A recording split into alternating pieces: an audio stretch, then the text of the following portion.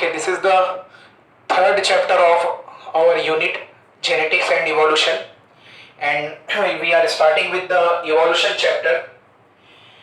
Previous to this, we have studied the principles of inheritance and after that molecular basis of inheritance along with their MCQs. तो हम लोगों ने 2 chapter complete कर लिया है इसके पहले. ये अपना जो है वो थर्ड चैप्टर है हमारे यूनिट का. तो ये 2 to 3 questions are normally asked from the chapter evolution. So first of all, what is mean by evolution? See, this is the very theoretical chapter. तो बहुत ही theoretical chapter है. इसमें रीड करना है, बहुत सारी चीजें जो है वो मगअप करने वाली बात है. बहुत सारी चीजें जो है वो याद करनी पड़ेंगी आपको डायरेक्ट. कुछ बीच बीच में थोड़े कंसेप्ट्स भी हैं यहाँ. So first of all, what is mean by evolution? So as you can see here, evolution, it is the change in the inherited characteristics of biological population over successive generation.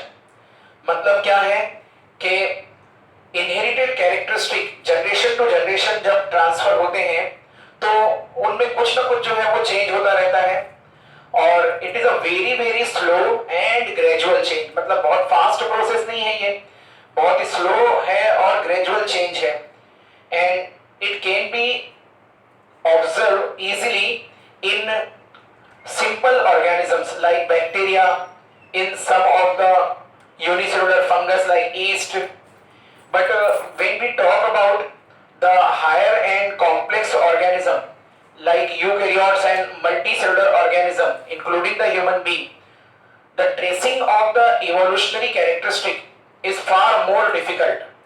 So normally for the study of evolution, the lower organisms are the preferable material. So evolutionary process जो होता है ये diversity को create करता है अलग अलग level पर. मतलब हम देखेंगे तो ये डाइवर्सिटी को क्रिएट करता है स्पेसीज के लेवल पर, स्पेसीज डाइवर्सिटी और individual organism, even the whole organism, फिर उसके बाद में जेनेटिक डाइवर्सिटी. तो अलग अलग लेवल पर डाइवर्सिटी को क्रिएट करता है इवोल्यूशन. और इवोल्यूशन का जो की बेनिफिट है वो होता है adaptation. So the organism can better adapt to their environment by respective changes and these changes are brought about by evolution. So first of all, in the chapter we will study about the origin of life. Briefly हमको ये सारे topic जो है वो study करना है. NCERT में बहुत बड़ा सा जो है वो पैराग्राफ दिया हुआ है, तो उसी को मैंने यहाँ पर समराइज किया हुआ है कि ओरिजिन ऑफ लाइफ में कौन से इंपॉर्टेंट पॉइंट हैं जो हम याद रखें. ज्यादा एमसीक्यू इस सेक्शन से तो नहीं आए हैं अब तक के, इसके आगे के टॉपिक के ऊपर एमसीक्यू ज्यादा बने हैं. So for the origin of life, it is considered as a unique event in the history of universe. तो पहले यूनिवर्स जो है उसकी एक अप्रोक्सीमेट एज दी हुई है यहाँ पर 20 बिलियन ईयर्स ओल्ड. और ये अप्रोक्सीमेट है, अलग अलग साइंटिस्ट लोगों ने जो है अलग अलग फिगर्स बताए हैं, but it is the acceptable figure. So हमारे यूनिवर्स में क्या क्या है, गैलेक्सीज हैं और डस्ट पार्टिकल है, क्लाउड है, गैसियस एटमॉस्फेयर है, हाइड्रोस्फीयर है, ये सारा कुछ आता है. मतलब नॉन लिविंग कंपोनेंट है वो भी और लिविंग कंपोनेंट भी. So it was formed by big bang explosion. एक बहुत बड़ा एक्सप्लोजन था जिसको लेमेटर नाम के साइंटिस्ट ने सबसे पहले इंट्रोड्यूस किया था कि एक बहुत बड़ा एक्सप्लोजन हुआ होगा और उसकी वजह से जो एनर्जी और मैटर है वो स्प्लिट हुआ होगा और उससे फिर हमारा जो प्लानिटरी सिस्टम है यूनिवर्स में जो अलग अलग गैलेक्सीज हैं ये सब जो है बने होंगे. उसी से फिर स्टार्स, क्लाउड और गैसियस पार्टिकल, डस्ट पार्टिकल, ये सारा कुछ बना होगा. अपना जो सोलार सिस्टम है यहाँ पर लास्ट पॉइंट में लिखा हुआ है, ये आता है गैलेक्सी मिल्की वे में. तो ये आपको याद रखना है, कभी एमसीक्यू के लिए पूछ सकते हैं. It is included in milky way Galaxy और 4.5 बिलियन ईयर्स बैक ये ओरिजिनेट हुई. फिर अपनी अर्थ का जो ओरिजिन है ये कुछ 4.5 बिलियन ईयर्स बिफोर है और जिस वक्त अर्थ जो है वो फॉर्म हुई थी तो उसके पहले जो एनवायरनमेंट था वो उस वक्त water vapour, methane, ammonia, carbon dioxide, ये सब चीजें थी वहां पर जो कि मोल्टन मास से रिलीज हुई थी बिग बैंग एक्सप्लोजन के बाद में. और यूवी रेस की वजह से जो वाटर है ऑक्सीजन में ब्रेक हुआ और ऑक्सीजन आने से पहले का जो एनवायरनमेंट था वो पूरा अनेरोबिक था, मतलब जिस वक्त केमिकल इवोल्यूशन हुआ तो उस वक्त पूरा अनेरोबिक एनवायरनमेंट था और उसके बाद में धीरे धीरे एनवायरनमेंट जो है वो एरोबिक की तरफ शिफ्ट हुआ और फिर केमिकल इवोल्यूशन के बाद में फिर ऑर्गेनिक इवोल्यूशन स्टार्ट हुआ। तो जितने भी लिविंग ऑर्गेनिजम्स हैं ये वाटर बॉडीज और ओशंस में फॉर्म हुए। ओशंस कैसे फॉर्म हुए? वाटर वेपर जब कूल हुए तो बहुत एक्सेसिव रेनफॉल हुआ, उसकी वजह से वाटर बॉडीज जो है वो फॉर्म होते हैं, फिर बाद में ओजोन लेयर ये सारी चीजें फॉर्म हुई। तो लाइफ जो है उसका ओरिजिन बताया जाता है 500 million years after the formation of earth है, मतलब कि about 4 billion years back first life originate हुई। तो लाइफ के ओरिजिन के लिए जो है अलग अलग थ्योरीज हैं, अलग अलग टाइम पर अलग अलग साइंटिस्ट लोगों ने थ्योरीज दी थी। तो इनमें जो पहली थ्योरी है it is the special creation theory. तो स्पेशल क्रिएशन की जो थ्योरी है इसको फादर सोरेस नाम के मॉन्क ने, स्पेनिश मॉन्क था, उसने इसको इंट्रोड्यूस किया था। तो इस थ्योरी में ये बताया जाता है कि कोई सुपरनैचुरल पावर है और जिसने सारे लिविंग बीइंग और नॉन लिविंग बीइंग को बनाया है और वो उसको चला रहा है।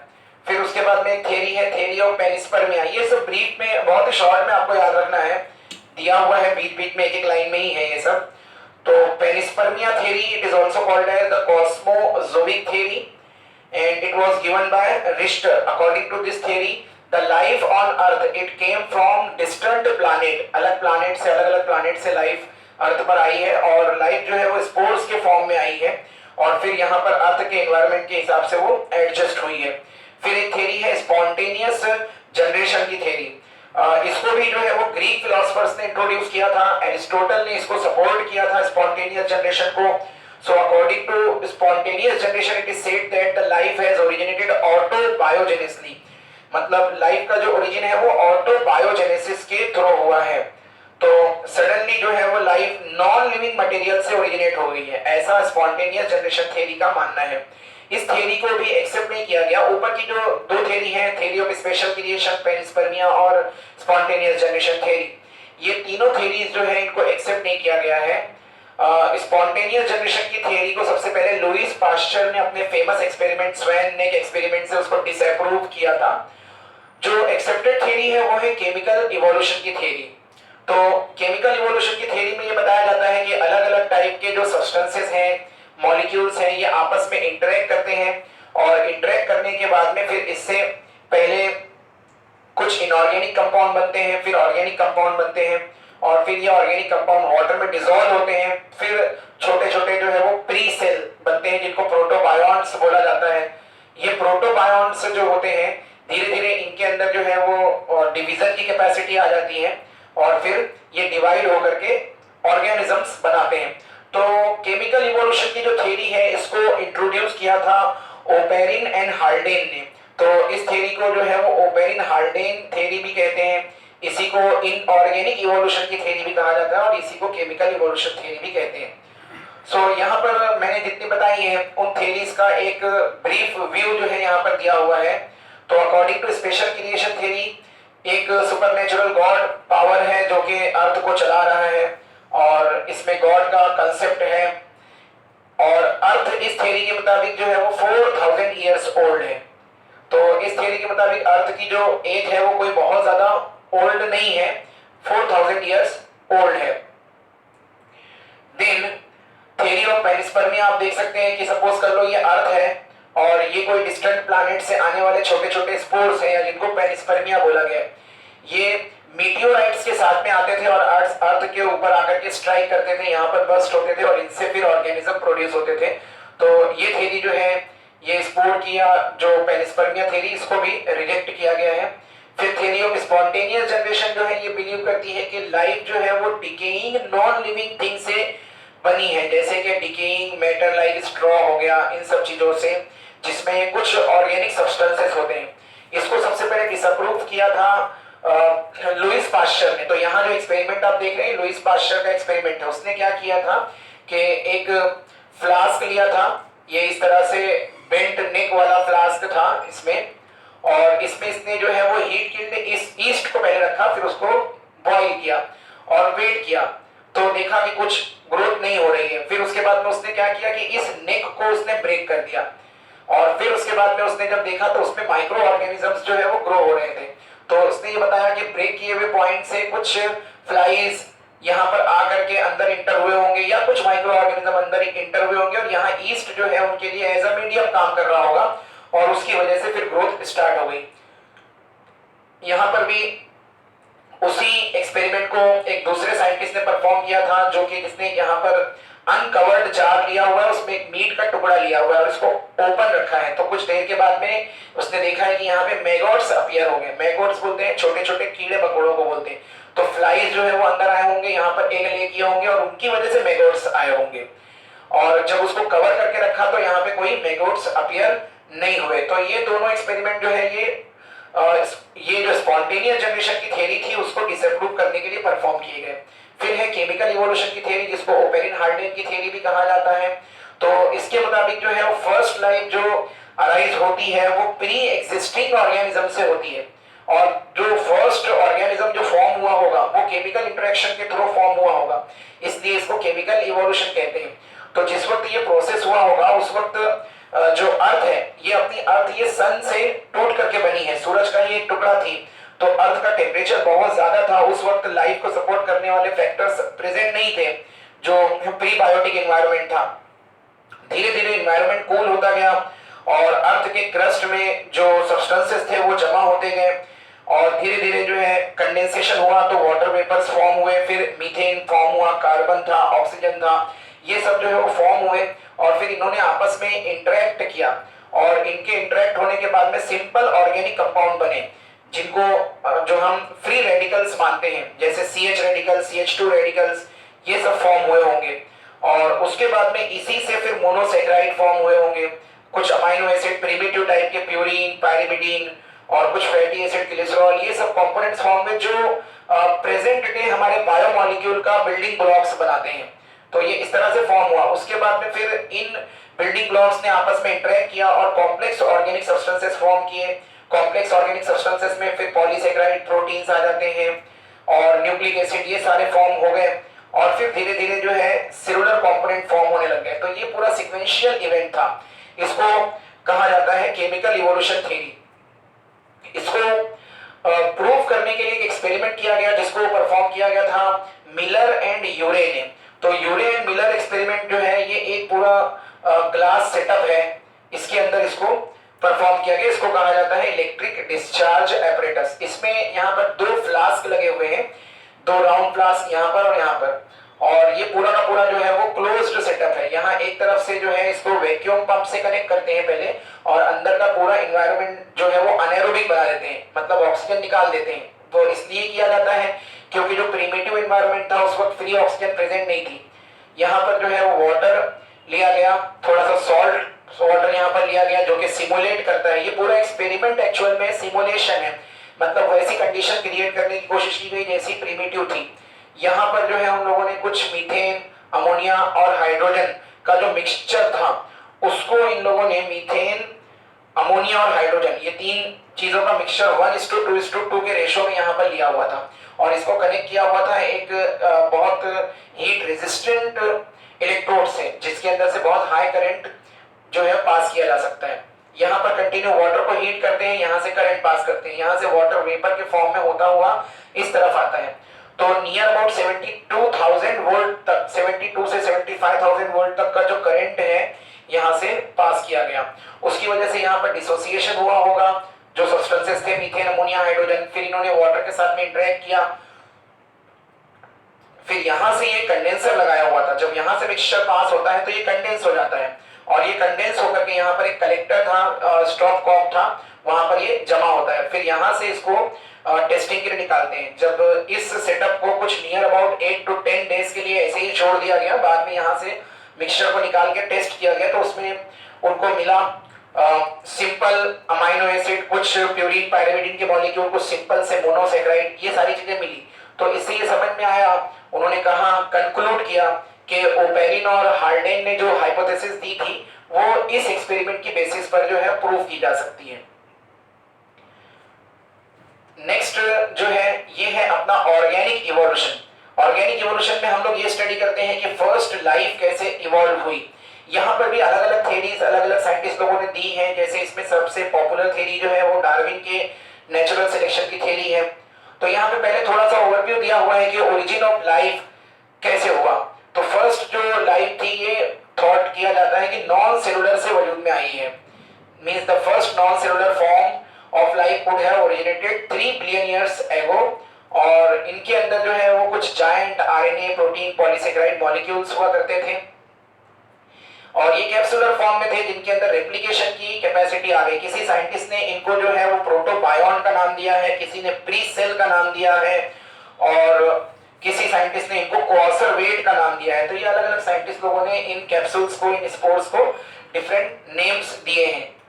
तो यहाँ पर जो है जब सिंगल सेल ऑर्गेनिज्म फॉर्म हो गया तो उन्होंने फिर एडाप्टेशन के थ्रू डिवीजन कैपेसिटी आई और डिवाइड होकर के फिर वो मल्टी सेलुलर ऑर्गेनिजम्स में कन्वर्ट होना स्टार्ट हो गए। फिर यहाँ से जो है वो इवोल्यूशन ऑफ लाइफ स्टार्ट हुआ और धीरे धीरे ये बायोडाइवर्सिटी मेंटेन होती गई जो आज हम देखते हैं। इसको एक्सप्लोर किया था सबसे पहले चार्ल्स डार्विन ने, जिसने एक बहुत बड़ा वोयाज किया था HMS बीगल, उसके शिप का नाम था। और इसने जो है वो गैलापागो आइलैंड जो कि पैसिफिक ओशन में पूरा एक कलेक्शन ऑफ आइलैंड है वहां पर उसने नियर अबाउट 6 to 7 ईयर्स तक के अपना वोयाज किया और उसने वहां ऑब्जर्व किया डिफरेंट टाइप के लाइफ फॉर्म्स को, डिफरेंट अबायोटिक कंपोनेंट्स को और सबको कंपेयर किया और उसने एक थ्योरी बनाई थी जिसको हम नेचुरल सिलेक्शन की थ्योरी कहते हैं। तो इसको उसने अपनी बुक में पब्लिश किया था जिसका नाम था ओरिजिन ऑफ स्पेसीज। डार्विन की थ्योरी को सपोर्ट किया था वेलेस ने, वेलेस के कुछ हाइपोथेसिस ने, इसलिए डार्विन की थ्योरी को डार्विन वेलेस थ्योरी भी कहा जाता है। तो इसके कुछ बेसिक पॉइंट हम लोग आगे देखेंगे। ये डार्विन के वोयाज का एक मैप दिखाया हुआ है और ये उसका HMS बीगल शिप है।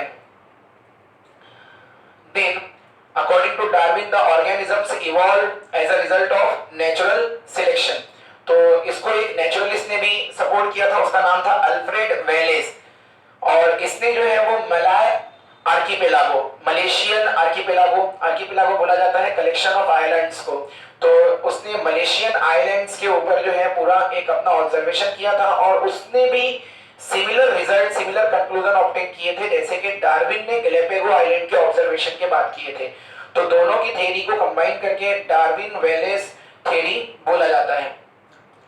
Then short history of geological earth, geological history of earth यहाँ पर बताई हुई है कि जैसे जैसे जो है इवोल्यूशन की स्टडीज बढ़ती गई, आगे बढ़ती गई, तो फिर दूसरे जो मिस्ट्रीज थी अर्थ के लिए, अर्थ के फॉर्मेशन के लिए, even for chemical and biological evolution, वो अनफोल्ड होते गए। और इसमें ये भी बताया गया कि बहुत सारे ऑर्गेनिजम्स ऐसे हैं जिनको हमने जो है वो कभी ऑब्जर्व नहीं किया, जो कभी रहे होंगे, जैसे डायनासोर्स हैं, वो ऑब्जर्वेशन से पहले ही जो एक्सटिंक्ट हो गए, तो उनके कुछ रेमिनेंट्स मिलते हैं, उनकी बेसिस पर उनको हम आज स्टडी करते हैं। नेक्स्ट है कुछ एविडेंसेस फॉर इवोल्यूशन, मतलब यहाँ जो एविडेंसेस हम लोग देखने वाले हैं ये एविडेंसेस बेस करते हैं ऑर्गेनिक इवोल्यूशन पर। सो एविडेंसेस फॉर इवोल्यूशन, इसमें अलग अलग फील्ड से एविडेंसेस दिए गए हैं, जैसे पैलिएंटोलॉजिकल है, एम्ब्रियोलॉजिकल एविडेंसेस हैं, कंपैरेटिव एनाटॉमी एंड मॉर्फोलॉजी के एविडेंस हैं, then molecular biology and biogeography के कुछ एविडेंसेस हैं। तो हम इनको देखते हैं विद देयर एग्जांपल। तो पहले हम देखते हैं पैलिएंटोलॉजी। सो पैलिएंटोलॉजी क्या होता है? It is the study of fossil, fossil की स्टडी को बोला जाता है पैलिएंटोलॉजी। तो पैलिएंटोलॉजी जो होते हैं, पैलिएंटोलॉजिकल एविडेंस जो होते हैं, ये मोस्ट डायरेक्ट एविडेंस होते हैं।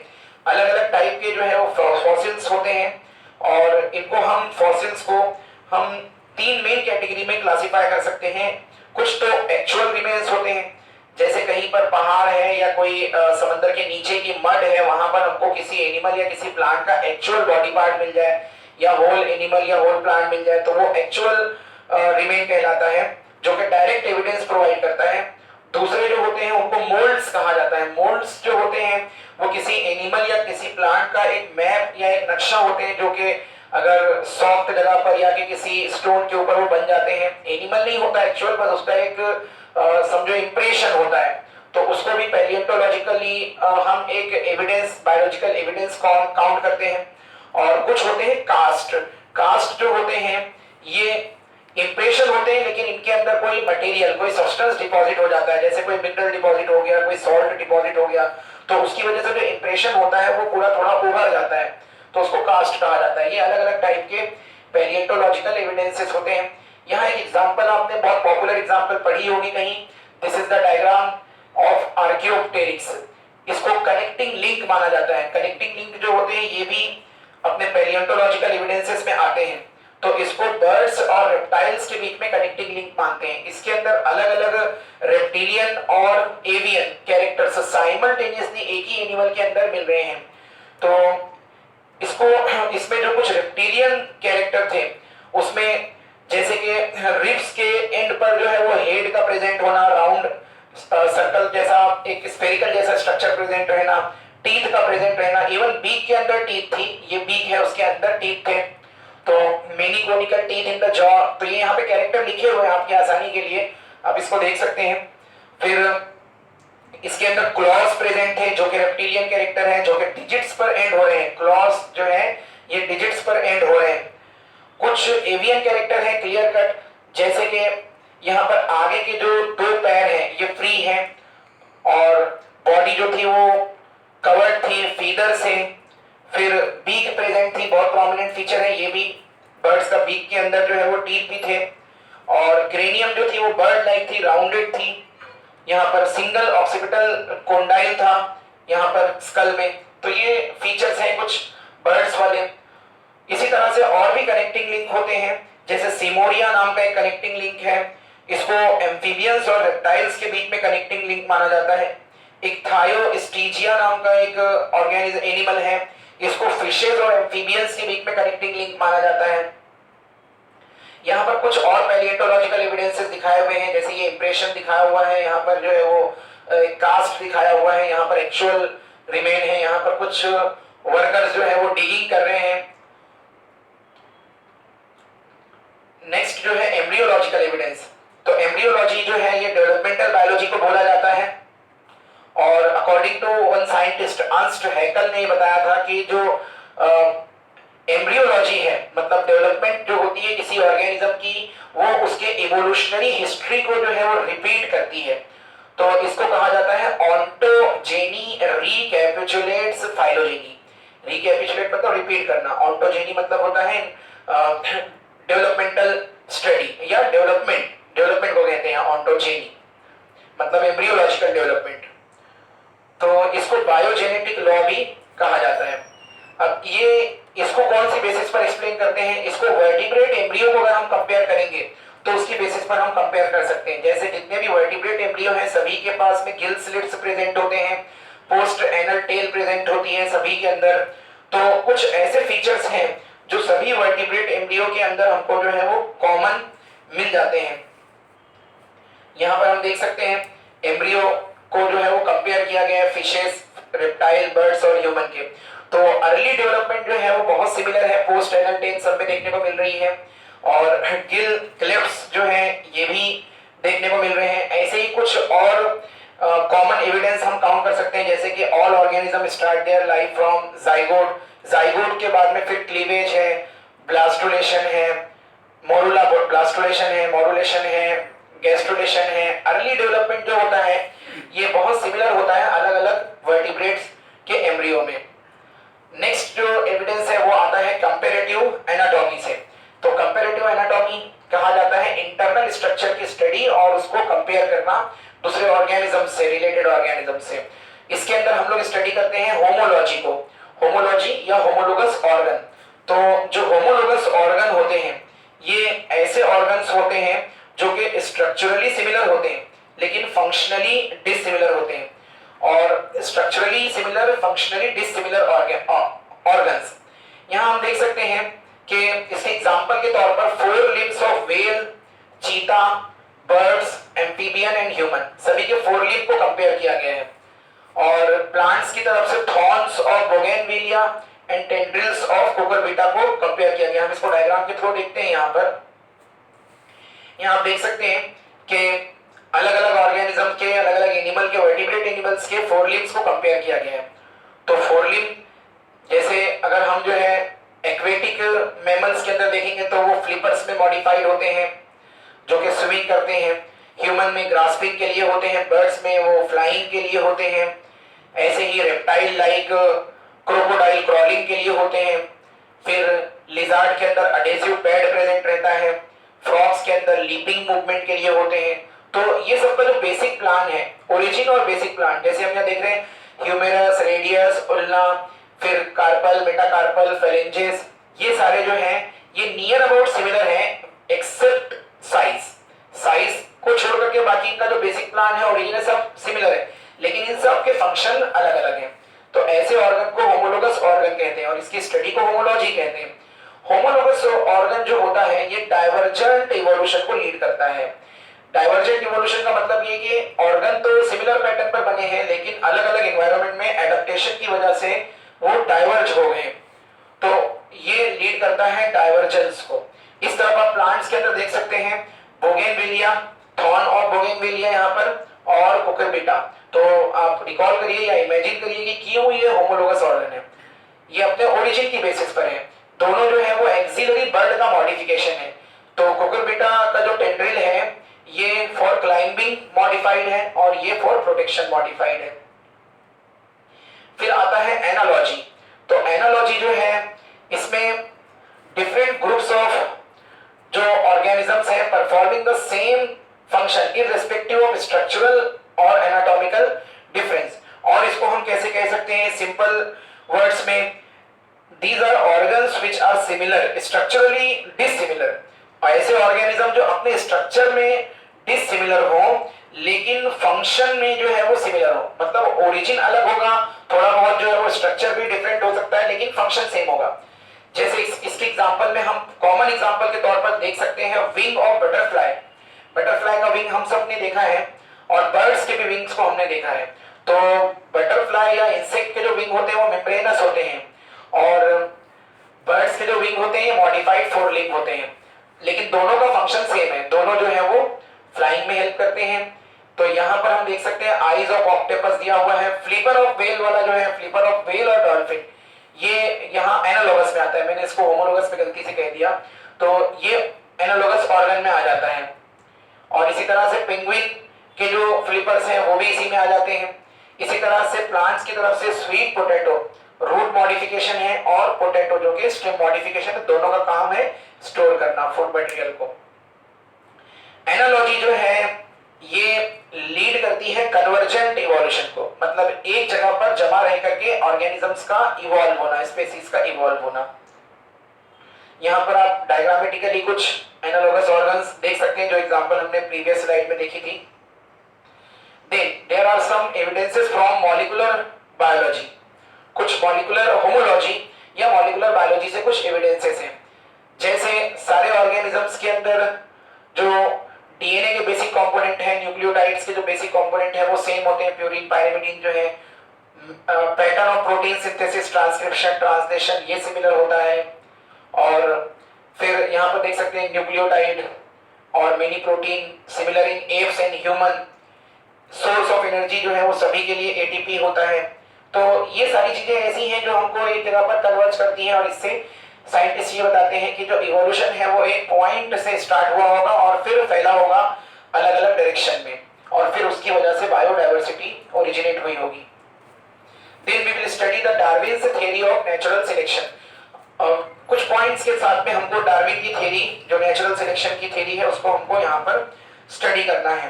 तो जो बेसिक पॉइंट है डार्विन की थ्योरी के, उसमें सबसे पहला जो पॉइंट है वो है प्रोडिगैलिटी, यानी जो ऑर्गेनिजम्स हैं उनकी जो प्रोडक्टिविटी होती है, रिप्रोडक्टिव पावर जो होती है वो बहुत ज्यादा होती है और सारे ऑर्गेनिज्म अपने जैसे दूसरे इतने ऑर्गेनिज्म प्रोड्यूस करते हैं जो सरवाइव करने वाले हैं उससे कहीं ज्यादा।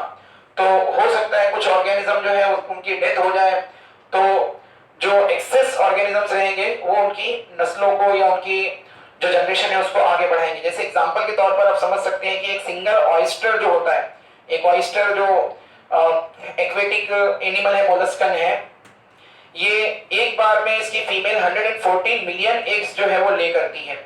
इसी तरह से इसको कंपेयर किया गया है एक स्लो ब्रीडर एलिफेंट से।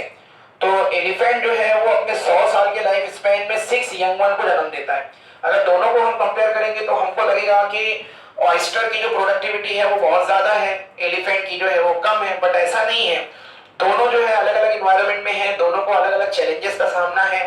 तो अकॉर्डिंग टू नेचुरल सिलेक्शन दोनों की जो प्रोडक्टिविटी है वो ज्यादा ही है। तो यहाँ पे हम कुछ पॉइंट्स देख सकते हैं।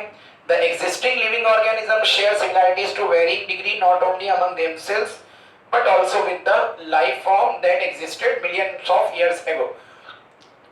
मतलब जो एग्जिस्टिंग ऑर्गेनिज्म है वो आपस में तो सिमिलर होते ही हैं और उनके एंसेस्टर्स से भी वो बहुत सिमिलरिटी शो करते हैं, और ये इवॉल्व हुए हैं अलग अलग फिनोमिना से। तो डिफरेंट फिनोमिना है जो कि मॉडर्न थ्योरी में हम इसमें देखेंगे अभी आगे चैप्टर में। और वेरिएशन जो होते हैं ये ऐसे होते हैं जो कैरेक्टरिस्टिक को लाते हैं, न्यू कैरेक्टरिस्टिक को इंट्रोड्यूस करते हैं। तो प्रोडिगैलिटी जो होती है डार्विन के मुताबिक, प्रोडक्टिविटी, हाई प्रोडक्टिविटी जो होती है, इसकी वजह से जो है स्ट्रगल फॉर एग्जिस्टेंस आता है। मतलब जो रिसोर्सेज है वो लिमिटेड होते हैं लेकिन पॉपुलेशन बढ़ती जा रही है तो आपस में कंपटीशन जनरेट होता है और उसमें वही ऑर्गेनिज्म जिंदा बचता है और रिप्रोड्यूस करता है जो कि फिटेस्ट हो। फिटेस्ट मतलब जिसके अंदर सारे अच्छे फीचर हो, जो एनवायरनमेंट से वेल अडेप्टेड हो, अच्छी फीडिंग कर सकता हो, वर्सेटाइल हो, तो उस ऑर्गेनिज्म को फिटेस्ट कहा जाता है और वही सर्वाइव करता है। तो इसलिए इसको जो है वो सर्वाइवल ऑफ फिटेस्ट भी नाम दिया जाता है। फिर जो फिटेस्ट ऑर्गेनिज्म होता है उसकी जो ऑफस्प्रिंग होती है, जैसे जैसे जनरेशन आगे बढ़ती है उसके अंदर वेरिएशंस आते हैं और फिर वो वेरिएशन आगे की जनरेशन में ट्रांसफर होते हैं। कुछ हार्मफुल वेरिएशन भी हो सकते हैं जिनको नेचर धीरे धीरे खत्म करती है, जो यूजफुल होते हैं वो प्रोपगेट होते जाते हैं और एक ऐसा टाइम आता है धीरे धीरे कई बिलियंस ऑफ इयर्स बाद के, मिलियन और बिलियंस ऑफ इयर्स बाद के एक न्यू स्पेसीज बन जाती है जिसको स्पेसिएशन कहा जाता है। डार्विन की थ्योरी को, नेचुरल सिलेक्शन को ब्रांचिंग डिसेंट भी कहते हैं। ब्रांचिंग डिसेंट इसको इसीलिए कहा गया है, एक सिंगल जो स्पेसीज है वो अलग अलग इन्वायरमेंट से एक्सपोज होकर के डिफरेंट डिफरेंट ऑर्गेनिज्म या डिफरेंट डिफरेंट स्पेसीज को जन्म देती है, तो इसको जो है वो ब्रांचिंग डिसेंट कहते हैं। अब यहाँ पर अल्फ्रेड वेलेस और डार्विन के जो थ्योरी के जो कंक्लूजन है वो यहाँ पर पॉइंट वाइज दिखाए हुए हैं। New life form arise and evolve in due course of time. Time require होता है, बहुत लंबा टाइम।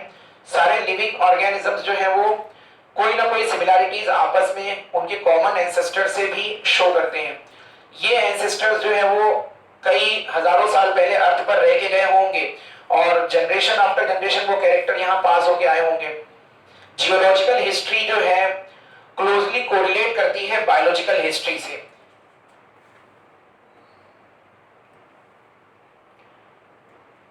देन यहाँ पर जो है एग्जांपल दी हुई है कि इवोल्यूशन की रेट के लिए माइक्रोब्स के लिए एग्जांपल दी हुई है जो कि बहुत फास्ट डिवाइड होते हैं। जैसे इकोलाई बैक्टीरिया जो है वो 20 मिनट में अपने सेल को जो है वो डिवाइड कर लेता है, तो उसके अंदर जो है वो सिंपल ऑर्गेनिज्म है, डिवीजन रेट बहुत ज्यादा है, तो उसके अंदर इवोल्यूशन की रेट भी जो है वो ज्यादा होगी। जो कॉम्प्लेक्स ऑर्गेनिज्म होते हैं उनके अंदर रेट ऑफ इवोल्यूशन बहुत स्लो होता है। तो नेचुरल सिलेक्शन के जो है कुछ बेसिक ऑब्जर्वेशन जो डार्विन ने बताए थे वो यहाँ पर बताए हुए हैं। पॉपुलेशन की जो साइज है वो नियर अबाउट जो है स्टेबल होती है एक्सेप्ट फॉर सीजनल फ्लक्चुएशन। अगर सीजन एक जैसे रहेंगे तो साइज जो है वो फ्लक्चुएट नहीं होगी। Members of the population show variation of every characteristic.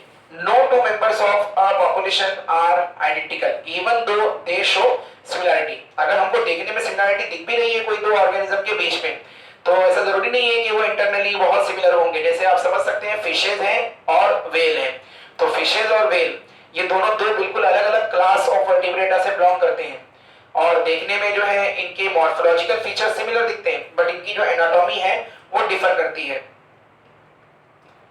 Theoretically population size जो है एक्सपोनेंशियली ग्रो होती है, इसको वेलेस ने इंट्रोड्यूस किया था, और जो रिसोर्सेस होते हैं वो स्लोली ग्रो होते हैं एज कंपेयर टू पॉपुलेशन। मतलब यहाँ पर पॉपुलेशन जो है वो ज्योमेट्रिकली ग्रो होती है और जो रिसोर्सेस है ये अरिथमेटिकली ग्रो होते हैं।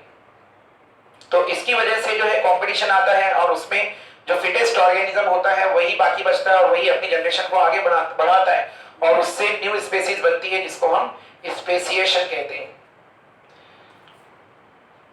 कुछ एविडेंस जो है वो दिए हुए हैं नेचुरल सिलेक्शन के लिए। तो नेचुरल सिलेक्शन के लिए जो एविडेंस यहाँ पर है, इन एविडेंस में पहला जो एविडेंस है वो है इंडस्ट्रियल मिलेनिज्म का। सो इंडस्ट्रियल मिलेनिज्म जो है ये आपने स्टडी किया होगा। इंडस्ट्रियल मिलेनिज्म जो है ये 1850 में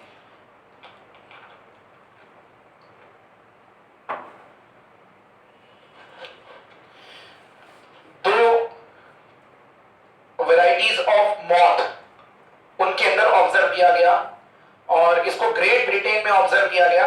तो यहां पर जो है जो दो स्पीसीज ऑफ मॉथ हैं जिनका नाम बिस्टन बेटुलेरिया और बिस्टन कार्बोनेरिया है।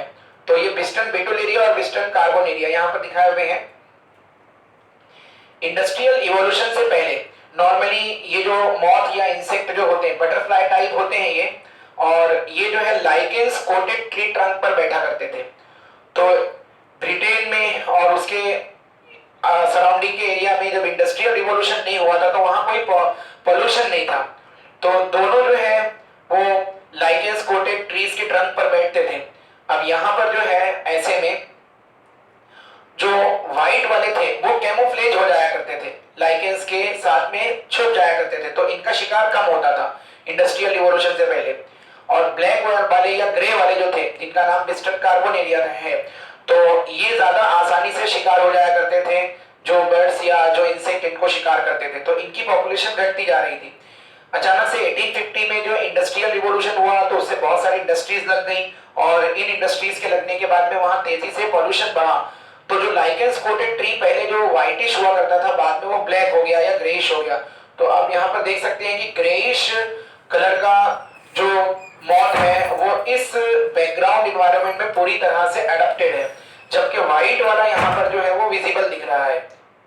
तो अब यहाँ पर शिकार जो है व्हाइट वाले आसानी से हो जाते थे, तो इनकी पॉपुलेशन धीरे धीरे कम होती गई और ग्रे वालों की पॉपुलेशन बढ़ती गई। तो इसको एक इंडस्ट्रियल रिवॉल्यूशन को जो है as an example of natural selection लिया गया। दूसरी एग्जांपल में हम ले सकते हैं यहाँ पर मॉस्किटो के अंदर डीडीटी रेजिस्टेंस को। जैसे जैसे जो है डीडीटी यूज किया गया मॉस्किटोज के लार्वे को मारने के लिए, तो मॉस्किटो के लार्वे जो थे कुछ जनरेशन के बाद में उसके लिए रेजिस्ट हो गए। तो ये कुछ एग्जांपल्स हैं जो कि सजेस्ट करते हैं कि ऑर्गेनिजम्स जो है इवॉल्व होते रहते हैं और नेचर सिलेक्ट करता है जो फिटेस्ट ऑर्गेनिज्म होता है, जो एडेप्टेड ऑर्गेनिज्म होता है। फिर नेचुरल सिलेक्शन के बाद में आर्टिफिशियल सिलेक्शन भी होता है। आर्टिफिशियल सिलेक्शन हम ह्यूमन बीइंग जो है वो कुछ एनिमल्स को रियर करके परफॉर्म करते हैं। जैसे ह्यूमन बीइंग जो है वो बहुत पुराने एंशिएंट टाइम से एनिमल्स को डोमेस्टिकेट करता आया है, एनिमल्स को और प्लांट को। तो हम ऐसे एनिमल और प्लांट को सिलेक्ट करते हैं जो हमारे लिए बेनिफिशियल हो, एनिमल में जो डिजीज रेजिस्टेंस हो, ज्यादा प्रोडक्टिविटी वाले हो, प्लांट्स के अंदर जो ज्यादा प्रोडक्टिविटी वाले हो, ड्रॉट रेजिस्टेंस हो, इनको हम सिलेक्ट करते हैं। जैसे हमने पढ़ा होगा प्लांट हाइब्रिडाइजेशन वाले चैप्टर में, एनहांसमेंट वाले चैप्टर में।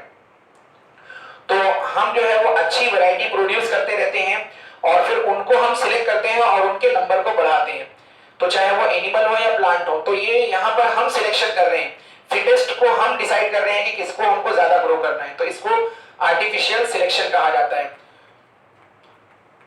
फिर है एडाप्टिव रेडिएशन। एडाप्टिव रेडिएशन कहा जाता है अलग अलग एनवायरनमेंट के लिए एडाप्ट होना और रेडिएट होना। रेडिएट होने का मतलब होता है फैलना अलग अलग डायरेक्शन में। सो डिफरेंट डायरेक्शन में उसका रेडिएट होना, फैलना, इसको हम कहते हैं एडाप्टिव रेडिएशन। सो एडाप्टिव रेडिएशन जो है it is an evolutionary process जहां पर एक एंसेस्ट्रल स्टॉक, मतलब एक सिंगल स्पीसीज जो कि एंसेस्ट्रल है और वो स्पीसीज अलग अलग एनवायरनमेंट में अपने आप को एडॉप्ट करके न्यू कैरेक्टर्स प्रोड्यूस करके जो आगे की जनरेशन प्रोड्यूस करती है उसके अंदर कुछ न्यू फीचर्स आते हैं और ये न्यू फीचर्स जो होते हैं ये फिर न्यू स्पीसीज को आगे जाके जन्म देते हैं। जैसे यहाँ पर एग्जांपल है डार्विन्स फिंचेस की, जो कि डार्विन ने ग्लेपेगो आइलैंड के ऊपर ऑब्जर्वेशन किया था। तो यहाँ पर आप देख सकते हैं ये फिंचेस की एग्जांपल है। तो इनके अंदर जो है इनकी बॉडी साइज, बॉडी कलर, इसमें कोई ज्यादा डिफरेंस नहीं देखने को मिलता एक्सेप्ट देयर बीक। इनकी जो बीक थी ये एडेप्टेड थी अलग अलग टाइप के फूड के लिए, तो जो फूड इनको मिलता था उसके अगेंस्ट इनकी बीक जो है मॉडिफाई होती थी। तो यहाँ पर आप देख सकते हैं कि सीड ईटर जो थे इनकी जो बीक है ये थोड़ा स्टर्डी दिख रही है यहाँ पर, क्योंकि सीड कोड जो है वो हार्ड होता है, इसको ब्रेक करने के लिए इनकी बीक हार्ड है और स्टर्डी है, स्ट्रॉन्ग दिख रही है। कैक्टस के ऊपर फीड करने वाले जो थे उनकी शार्प थी। इसी तरह से जो वेजिटेरियन थे इनकी बीक जो है वो छोटी थी। कुछ ऐसे थे वुड पेकर लाइक, जो कि इंसेक्ट को खाते थे ट्री ट्रंक में से निकाल करके, तो इनकी जो बीक थी वो लॉन्ग हो गई थी। तो यहाँ पर आप देख सकते हैं ये वुड पेकर फिंच है, ये वेजिटेरियन है जो कि बर्ड्स के ऊपर या लीव्स के ऊपर फीड करती है, कैक्टस फीडिंग है, और ये सीड फीडिंग है।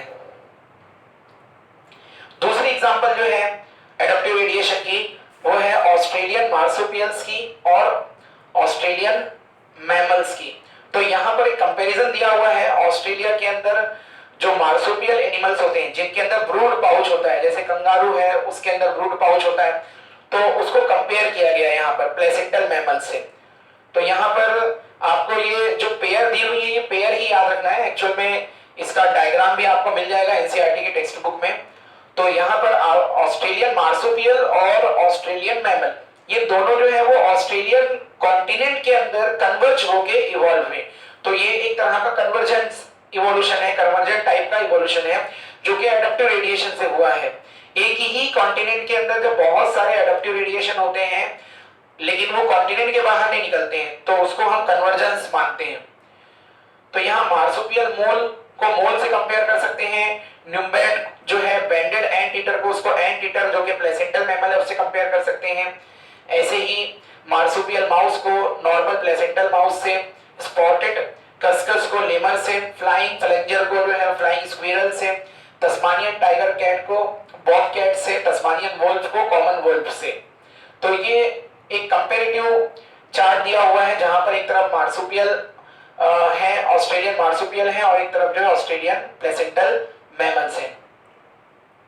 यहाँ डायग्राम के थ्रू भी आप देख सकते हैं, this is the same diagram which is given in NCERT. तो सेम डायग्राम है। अब इसमें डायग्राम दे करके अभी तक तो उतना कुछ क्वेश्चन आया नहीं है एग्जाम में। हाँ, आपको जो है बस ये याद रखना है कि कौन से जो है प्लेसेंटल मैमल है और कौन से मार्सुपियल्स हैं, वो याद रखना है आपको। नेक्स्ट जो थ्योरी है वो है लेमार्क थ्योरी। तो लेमार्क की जो थ्योरी है इसको यूज एंड डिसयूज थ्योरी भी कहा जाता है, और ये थ्योरी जो है वो एक्सप्लेन की गई है by the growing neck of the giraffe. तो ऐसा माना जाता है कि पहले जो एंसेस्ट्रल स्टॉक था जिराफ का, उसकी नेक जो थी वो छोटी थी और ये एफर्ट करते थे वेजिटेशन को पाने के लिए, तो जनरेशन आफ्टर जनरेशन इसकी नेक जो है वो लॉन्ग होती गई है। तो ये लेमार्क की थ्योरी है। बाद में इस लेमार्क की थ्योरी को जो है रिजेक्ट कर दिया गया था, ये एक्सेप्टेड थ्योरी नहीं है। देन एक थ्योरी है म्यूटेशन थ्योरी, इसको इंट्रोड्यूस किया था हुगो डिवेरिस ने। तो हुगो डिवेरिस ने जो एक्सपेरिमेंट किया था उसने इवनिंग प्रिमरोज या ओनोथेरा लेमार्कियाना इस प्लांट के ऊपर एक्सपेरिमेंट किया था। कुछ 13-14 जनरेशन तक के उसको कंटिन्यूस ने ऑब्जर्व किया, और ऑब्जर्व करने के बाद में उसने देखा कि उसके अंदर अचानक से फ्लावर्स के अंदर और उसके लीफ के पैटर्न के अंदर चेंजेस आना स्टार्ट हो गए। तो इसको उसने कहा कि ये न्यू स्पेसीज है। आगे चल के ये मालूम पड़ा कि ये न्यू स्पेसीज नहीं है, this is due to the mutation. तो जो सिंगल स्टेप बड़े म्यूटेशंस होते हैं उनकी वजह से ये चेंजेस अपीयर होते हैं। फिर एक प्रिंसिपल हमको देखना है हार्डी-विनबर्ग इक्विलिब्रियम प्रिंसिपल या हार्डी-विनबर्ग प्रिंसिपल।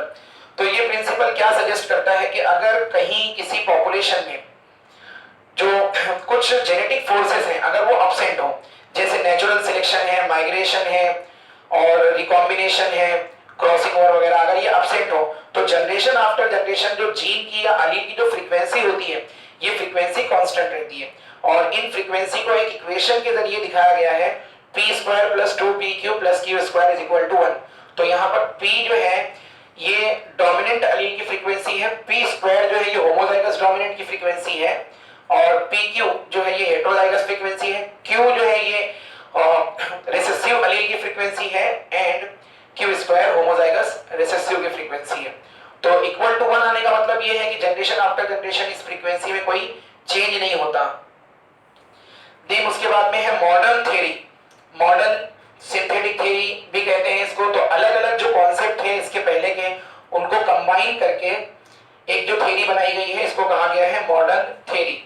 इसको डॉब्जेंस्की और हक्सली नाम के साइंटिस्ट लोगों ने इंट्रोड्यूस किया था, और भी बहुत सारे साइंटिस्ट हैं जिन्होंने इस थ्योरी को जो है सपोर्ट किया है। इसके अंदर एमिल फिशर है, स्टेबिन है, हार्डेन है, सीवल राइट है, इस तरह के बहुत सारे साइंटिस्ट लोगों ने इसको सपोर्ट किया है। तो एक्चुअली ये जो थ्योरी है ये थ्योरी ये प्रीवियस जो थ्योरीज दी गई थी ये सबका कॉम्प्लेक्स है। तो यहाँ पर पहला जो रीजन है न्यू स्पीसीज के बनने का वो होता है जीन माइग्रेशन। मतलब जब ऑर्गेनिज्म एक जगह से दूसरी जगह माइग्रेट करते हैं और माइग्रेट करने के बाद में वहां की ओरिजिनल पॉपुलेशन के साथ में कॉपुलेट करते हैं तो आगे की जनरेशन में न्यू कैरेक्टर्स ऐड होते हैं और इस तरह से न्यू स्पीसीज फॉर्म होने के चांसेस बनते हैं। जेनेटिक ड्रिफ्ट जो होता है ये फ्रीक्वेंसी का इस तरह से बाय चांस चेंज होना जो कि किसी नेचुरल कैलामिटी की वजह से हो जाए, जहां पर सिलेक्शन ना हो, सिलेक्टिवली चेंज ना हो और कोई नेचुरल कैलामिटी आ जाए और उसकी वजह से कोई सोल पोजेसर इंडिविजुअल जिसके पास में कोई पर्टिकुलर अलील रखने वाला कोई सिंगल ऑर्गेनिज्म था उसकी डेथ हो गई या वो वहां से माइग्रेट करके कहीं और चला गया तो उसकी वजह से ओरिजिनल पॉपुलेशन की अलील फ्रीक्वेंसी में जो चेंजेस आते हैं उसको हम ड्रिफ्ट होना कहते हैं, जेनेटिक ड्रिफ्ट। इसको जो है वो बॉटल नेक इफेक्ट भी कहा जाता है। और अगर कोई ऑर्गेनिज्म किसी ओरिजिनल पॉपुलेशन से माइग्रेट होकर के कहीं पर जा रहा है और न्यू जगह पर जाकर के वहां की जो पॉपुलेशन है उनसे कॉपुलेट कर रहा है तो उससे न्यू फीचर्स रखने वाले अलग अलग ऑर्गेनिजम्स जनरेट होंगे। तो उस पर्टिकुलर ऑर्गेनिज्म को जो माइग्रेट होके आया है उसको फाउंडर कहते हैं और इस इफेक्ट को फाउंडर इफेक्ट कहा जाता है। तो ये सारी चीजें एकदम थ्योरेटिकली एनसीईआरटी में लिखी हुई हैं।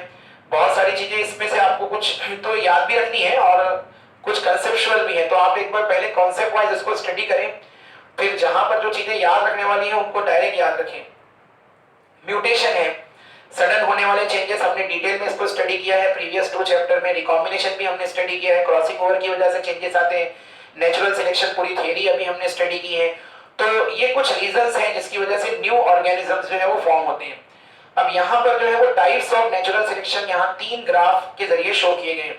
तो ये एक ओरिजिनल ग्राफ है और यहाँ पर जो 3 टाइप के सिलेक्शंस हैं उसमें पहला जो है उसको कहा जाता है स्टेबलाइजिंग सिलेक्शन। ये डायग्राम भी जो है आपके एनसीईआरटी टेक्स्ट बुक पे बना हुआ है। तो स्टेबलाइजिंग सिलेक्शन में क्या होता है, कोई मीन कैरेक्टर जो होता है उसको नेचर सिलेक्ट करती है और यहाँ देखेंगे तो ये पीक जो है वो शार्प होती जा रही है। फिर डायरेक्शनल सिलेक्शन में क्या होता है कि कोई एक ऐसा कैरेक्टर जो मीन कैरेक्टर से अवे है, जैसे बर्ड्स के अंदर या तो बहुत बड़े विंग्स वाले बर्ड्स का सिलेक्ट किया जाना या तो बहुत छोटे विंग्स वाले बर्ड्स का सिलेक्ट किया जाना। तो ये एक डायरेक्शन में जा रहा है इवोल्यूशन, इसको हम डायरेक्शनल सिलेक्शन कहते हैं। डिसरप्टिव सिलेक्शन में मीन कैरेक्टर सिलेक्ट नहीं किए जाते, इसमें जो है वो 2 एक्सट्रीम्स को सिलेक्ट किया जाता है। जैसे बर्ड की स्पीसीज में मान लो विंग की जो एवरेज साइज है सपोज कर लो वो है 20 सेंटीमीटर, तो अब 20 सेंटीमीटर वाले जो है मान लो उतने अच्छे एडेप्टेड नहीं है तो धीरे धीरे कुछ जो है वो छोटे होते जाएंगे। सपोज कर लो 5 सेंटीमीटर तक एक डायरेक्शन में पहुंच गए तो 5 सेंटीमीटर वाले सिलेक्ट हो जाएंगे और कुछ जो है वो 20 के ऊपर वाले हो जाएंगे। जैसे सपोज कर लो कि 30-35 सेंटीमीटर वाले कुछ सिलेक्ट हो गए तो 2 एक्सट्रीम सिलेक्ट हो गए, मीन वाले सिलेक्ट नहीं हो रहे। यहाँ पर आप कर्व देखेंगे तो बीच में जो है शैलो है और साइड में हमको 2 पीक मिल रही है, इसको कहा जाता है डिसरप्टिव सिलेक्शन। फिर है history of evolution of animals. तो एनिमल्स की स्टडी और उनकी इवोल्यूशन की हिस्ट्री में जो सिंगल सेल्ड ऑर्गेनिजम्स थे इन्होंने इवॉल्व करके मल्टी सेलुलर ऑर्गेनिजम्स को जन्म दिया। जैसे यहाँ पर इन्वर्टिब्रेट को कंपेयर किया गया है 500 मिलियन ईयर्स एगो। जो जॉलेस फिशेस थे वो कन्वर्ट हुए जॉड फिशेस के अंदर, फिर उनसे एम्फीबियंस, फिर रेप्टाइल्स, फिर धीरे धीरे जो है प्राइमेट और फिर जो बिगर मैमल्स थे वो सब आए। यहाँ पर जो है एक स्केलेटन दिखाया हुआ है बर्ड का। तो ये स्केलेटन आप देख रहे हैं थायोसॉर्स का, एक रेप्टाइल है और एक थायोसॉर्स का। 200 मिलियन ईयर्स एगो का ये स्केलेटन है। फिर मैमल्स की हिस्ट्री में जो पहला मैमेलियन जिसको माना गया है कि जहां से एंसेस्ट्री स्टार्ट हुई है, इवोल्यूशन स्टार्ट हुआ है, वो श्रियू को माना गया है। तो यहां पर आप श्रियू देख सकते हैं। फिर यहाँ पर एक रिप्रेजेंटेटिव रिवोल्यूशनरी हिस्ट्री दिखाई हुई है वर्टिब्रेट की। तो ये अर्ली रेप्टाइल हैं जो कि एक्सटिंक्ट हो गए हैं और फिर उसके बाद में यहाँ से कुछ डायनासोर्स इवॉल्व हुए और फिर कुछ लैंड रेप्टाइल्स हैं और इसी में से एक लाइन जो है ये जो साइनैप्सिड की लाइन है ये पेलिकोसॉर और फिर थेराप्सिड्स से होते हुए मैमल्स की तरफ पहुंची। तो आपको ये बीच बीच के जो इंटरमीडिएट्स हैं ये तो खैर इतने इंपॉर्टेंट नहीं है। यहाँ पर जो अर्ली रेप्टाइल है और उससे इवॉल्व होने वाले जो उनके कमिंग जनरेशन वाले जो ऑर्गेनिज्म है वो याद रखने के हैं। प्लांट इवोल्यूशन के लिए भी बताई गई है, एक चार्ट दिया गया है आपके एनसीईआरटी में, ये वाला चार्ट है। तो इनकी जो हिस्ट्री है वो स्टार्ट होती है क्लोरोफाइट एंसेस्टर से, जो अल्गी लाइक एंसेस्टर होते हैं वहां से। फिर ये ट्रैकियोफाइट में कन्वर्ट हुए, ट्रैकियोफाइट उनको बोलते हैं जिनके अंदर वस्कुलर टिश्यूज प्रेजेंट होते हैं। इनके बीच में से जो है एक लाइन निकली है जो कि पहुंची है ब्रायोफाइट्स तक का। फिर ऐसे ही राइनिया टाइप के कुछ प्लांट हैं, और राइनिया और ट्रैकियोफाइट्स के बीच में से जो है फिर अर्बोरिसेट लाइकोपोड्स हैं, और फिर ये हर्बेशियस लाइकोपोड्स तक गए। तो यहाँ पर आप जो साइड पे देख रहे हैं, ये कुछ जो रेड कलर में है ये बायोलॉजिकल एरा है, और ये जो देख रहे हैं ये पीरियड्स हैं। तो अलग अलग पीरियड में, अलग अलग एरा में कौन से प्लांट के जो एंसेस्टर्स हैं वो प्रीवेलेंट थे वो इसके अंदर दिखाए हुए हैं। फिर ऐसे ही साइलोफाइटॉन से जो लाइन निकली है, एक जो है वो एंजियोस्पर्म की तरफ गई है, फिर एक जिम्नोस्पर्म की तरफ गई है, ये साइकेट्स वाली लाइन जो है। तो इस तरह से जिम्नोस्पर्म के अलग अलग जो क्लासेस हैं वो बनी है, और एंजियोस्पर्म की डाइकॉट एंड मोनोकॉट क्लासेस बनी है इसके थ्रू, सीड फर्न्स के थ्रू। फिर लास्ट टॉपिक है इवोल्यूशन ऑफ ह्यूमन। तो ह्यूमन का जो इवोल्यूशन है इसको माना जाता है कि बहुत प्राइमेट जो थे, मतलब प्रिमिटिव प्राइमेट्स जो थे, क्योंकि ह्यूमन का जो इंक्लूजन है वो ऑर्डर प्राइमेटा के अंदर होता है। तो यहाँ पर कुछ ह्यूमन के एंसेस्टर्स बताए हुए हैं, जैसे ट्रायोपिथिकस है जो कि आज से 15 मिलियन ईयर्स पहले थे जमीन पर, बाद में फिर वो एक्सटिंक्ट हो गए। तो इनके कुछ फीचर्स हैं, वो फीचर्स एनसीईआरटी में बीच बीच में लिखे हुए हैं, वो मैंने यहाँ पर इतना इंक्लूड तो नहीं किया है।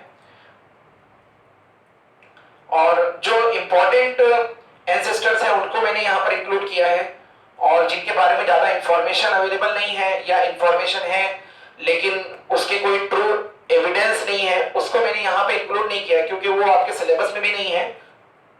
तो ओरली मैं थोड़ा बहुत इनके बारे में बता दे रहा हूँ आपको, अगर इनको याद रख सकते हैं तो ओरली आप याद रखिए इनको।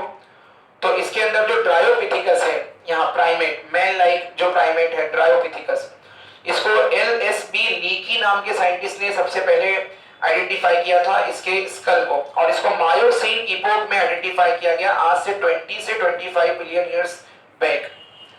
और ये सेमी इरेक्ट पोस्चर वाला प्राइमेट था या एप था हम कह सकते हैं, क्योंकि एप से जो है ह्यूमन का इवोल्यूशन हुआ है। सबसे पहले इसको जो है वो हिमाचल प्रदेश के एक डिस्ट्रिक्ट बिलासपुर के अंदर इसके एंसेस्टर, इसके जो स्कल थे, स्कल का जो रेमनेंट था उसको डिगिंग करके निकाला गया था। यहाँ पर बताया गया ट्रायोपिथिकस और रामापिथिकस ये दोनों हेयरी थे, बॉडी पर हेयर्स थे, और walk like gorilla and chimpanzee, मतलब सेमी इरेक्ट इनका पोस्चर हुआ करता था। ट्रायोपिथिकस जो था वो ज्यादा एप लाइक था, और रामापिथिकस जो था वो ज्यादा ह्यूमन लाइक था। तो इनको जो है, इन दोनों को फोर रनर माना जाता है होमिनिड के।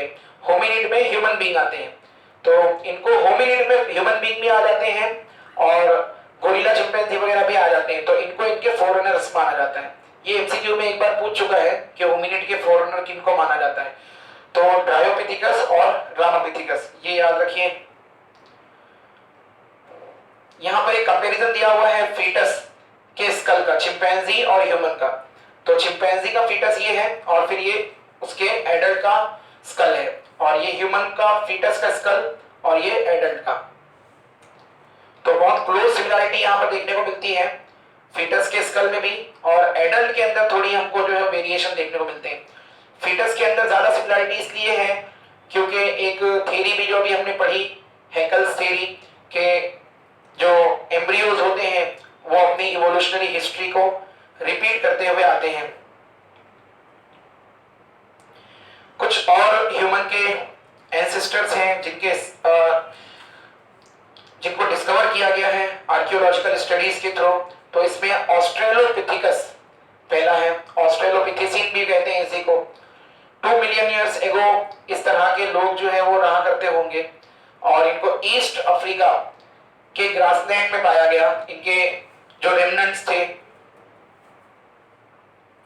ऑस्ट्रेलोपिथिकस जो है उसकी ब्रेन कैपेसिटी, जिसको हम क्रेनियल कैपेसिटी कहते हैं, ये इंपॉर्टेंट है। एनसीईआरटी में कुछ एंसेस्टर्स की क्रेनियल कैपेसिटी दी हुई है, ज्यादा नहीं दी हुई है, तो जितने लोगों की क्रेनियल कैपेसिटी दी हुई है उतनी तो कम से कम याद रखनी होगी।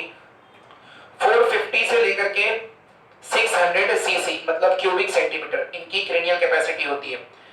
और ऑस्ट्रेलोपिथिकस वो एंसेस्टर है जहां से डायरेक्ट पूरा ह्यूमन इवोल्यूशन को ट्रेस किया जा सकता है।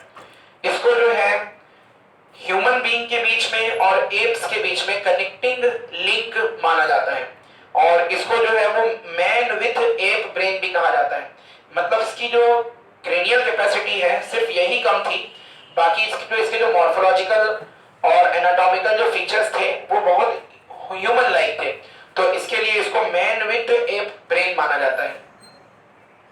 सेकंड जो है ये है होमो हेबिलिस। तो होमो हेबिलिस इसको हैंडी मैन भी कहते हैं, और इसको first human being like hominid भी कहा जाता है। क्रेनियल कैपेसिटी 650 से 800 सीसी, और ये जो थे ऐसा मानते हैं कि ये वेजिटेरियन रहे होंगे। इनके टीथ का पार्ट जो है वो डिस्कवर हुआ है, टीथ डिस्कवर हुए हैं, जॉ डिस्कवर हुआ, तो इसके लिए उसको देख करके इनकी डाइट का अंदाजा लगाया गया है। और होमो हेबिलिस इसका जो निकनेम है वो हैंडी मैन है, और इसको जो है प्लायोसीन इपोक के टाइम पर डिस्कवर किया गया, और ये टूल मेकर मैन माने जाते हैं। मतलब ऐसा है कि ये जो है टूल्स बनाते थे अलग अलग टाइप के, हंटिंग टूल्स।